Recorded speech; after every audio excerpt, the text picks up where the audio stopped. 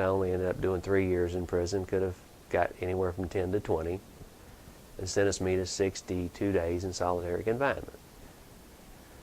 So this is a little 4x8 cell that it's just you, 4 walls, and a toilet, and the only thing allowed in there is a Bible.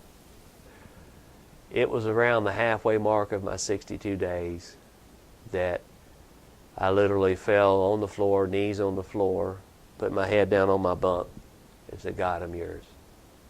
You know, you've put me in here for a reason. You've talked to me. You've worked on me. You've changed me. Use me as you will. And like I say, that's when I came out, 30 more days later.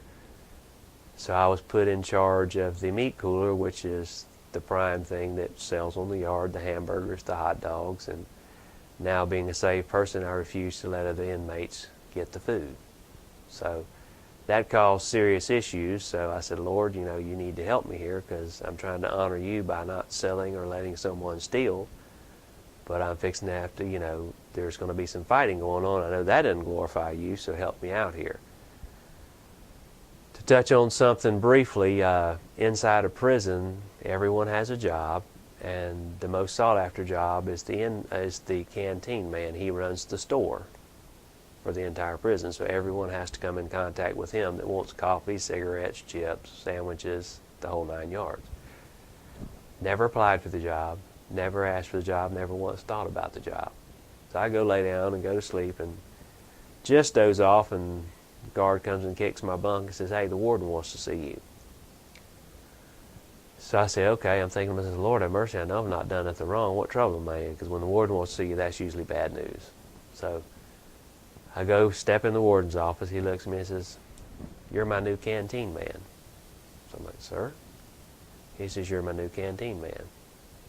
So I said, okay. So I walk out of there. I said, God, thank you for the blessing, but I'm not understanding here. What God did, though, was put me in a place where I had contact with every convict inmate inside of the prison. As one of the scams in there is when a new young convict comes in that the older seasoned ones could tell were scared, they would bring them to the window, stand behind them, tell them what they want, because they'd say, look, if you don't go buy us $40 worth of stuff, we're going to beat the crap out of you. When I would see that, I would tell the young man, look, your money's not any good. You can't buy anything today. And I would literally walk out and tell the ones bullying him, look, this is not the way it's going to be. You're not going to run a scam on these people, making them buy you stuff. And pretty much God gave me the strength to stand up to people that were bullying others and taking advantage of others. They were more than junkyard bullies. They would take it personal. But then once again, like I say, God provided me with friends that looked up to me, or men that before would not have stepped up but had gained respect for me because I stood by God. But that opened the door, because they would come up and say, you don't do floating, you don't do loans, you don't do this, you don't do that, you won't take place in a scam here because I hear you're a Christian. So because of that, that would open the door. Yes, I am. And then a lot of times I was allowed to close the canteen for a few minutes and take a break if I felt, and I guess God would show me, if I felt someone was legitimately searching. I would close and go walk a couple of laps with them on the track and try to share Christ with them. They called me in December of 2009 and said, look, you're going home January the 1st. I said, why? Well, we don't know. It just came from Tallahassee that you're going home. I said, okay. Surely wasn't going to argue with them. I'm on Facebook, and like I say, Kelly and I have known each other since she was 12 and I was 15, and haven't spoke for 20-something years. She just pops up on the side of my Facebook, and this has never happened before or after. You may know this person. And there she is. And I said, wow.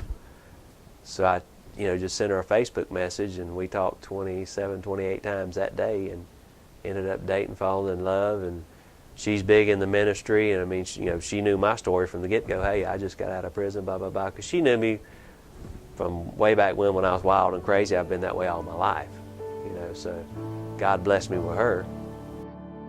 How great the love of Jesus Christ.